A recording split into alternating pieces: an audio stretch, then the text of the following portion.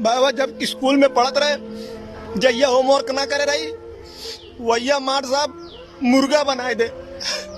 और मुर्गा बनाए के काहे कहो कुकड़ू कु ना कही तो मार साहब मारे।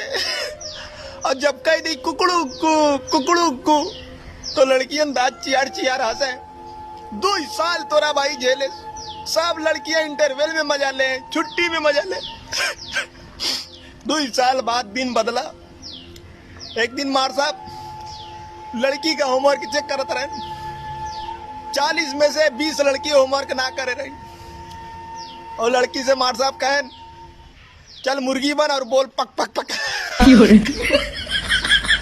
वक्त बदल गया, जज्बात बदल गया, रोते हुए चेहरे पे खुशी आ गई।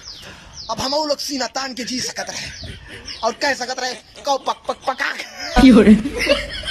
यस तोरा भाई 10 दिन में लड़किन का ऊ पसीना छुड़ाई दिए, पक पक पका कह के, पक पक पका कह के। बेचारी एक एक कह के लड़कियां दर बाई दर स्कूल से निकलना शुरू हो गई। पर जवन जवन लड़की गायब भाई, आज से 20-22 साल की जिंदगी खत्म हो गई है। कब वो सामना ना हुआ है।